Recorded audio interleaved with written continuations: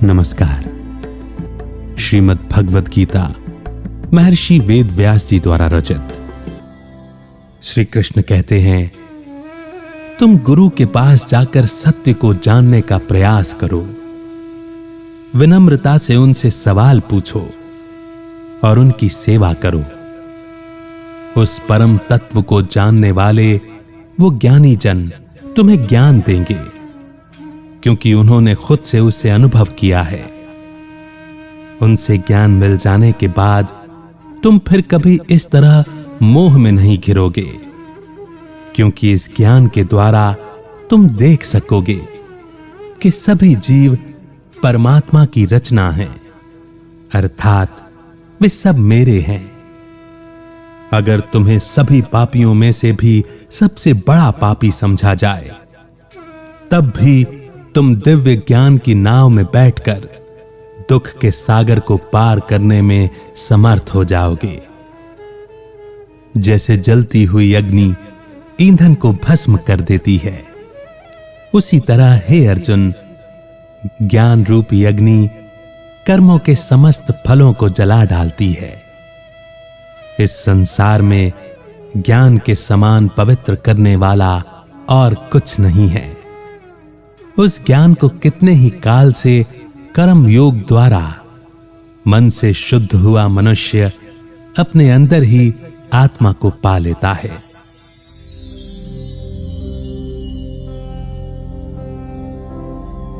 इस श्लोक में एक गुरु में क्या गुण होने चाहिए और एक शिष्य का कैसा नजरिया होना चाहिए, इस बारे में बताया गया है। शिष्य को इन बातों का पालन करना चाहिए।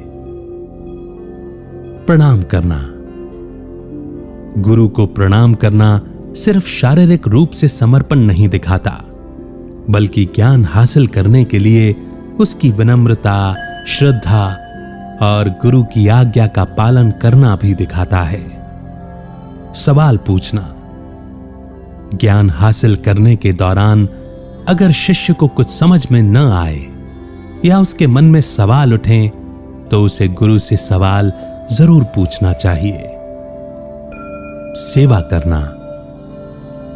यहां सेवा का मतलब है गुरु द्वारा दी गई सीख को जीवन में उतारना। गुरु कहलाने के योग्य होने के लिए एक गुरु को शास्त्रों का पूरा ज्ञान होना चाहिए। इसके साथ साथ उसे अपने खुद के अनुभव से मिले ज्ञान को भी शिष्यों को देना चाहिए। यहां श्री कृष्ण कहना चाहते हैं कि सिर्फ शास्त्र पढ़ लेने से कोई गुरु कहलाने योग्य नहीं बन जाता। जब तक किसी मनुष्य ने उस परम तत्व को खुद के अनुभव से महसूस न किया हो, वो शास्त्रों में लिखी बातों को कभी गहराई से नहीं समझ सकता। इस श्लोक में बताया गया है कि आध्यात्मिक जीवन में विश्वास पहले आता है, उसके बाद ज्ञान और फिर अनुभव आता है।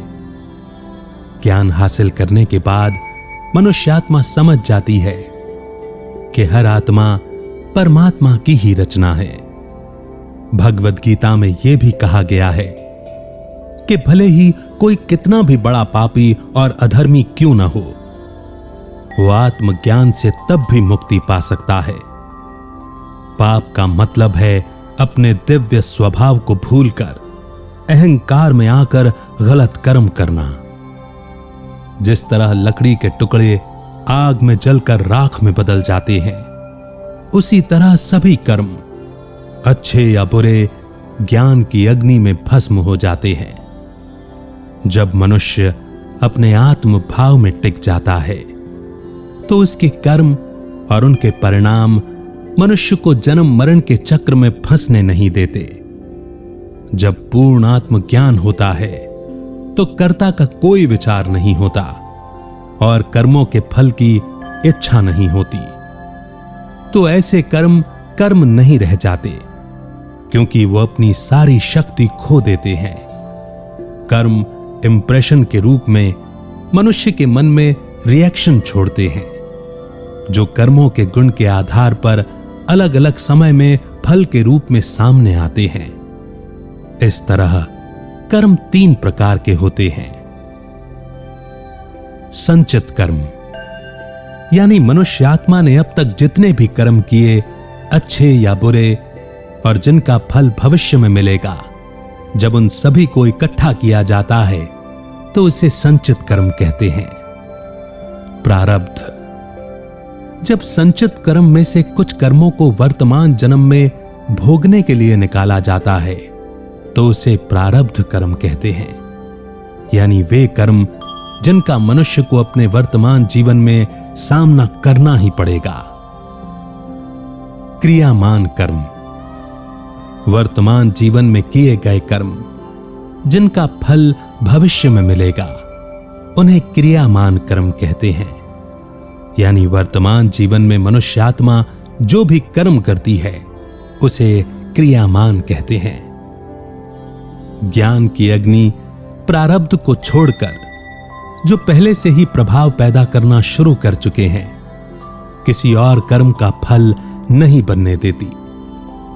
मन को शुद्ध करने के लिए आत्मज्ञान के बराबर कोई ज्ञान नहीं है।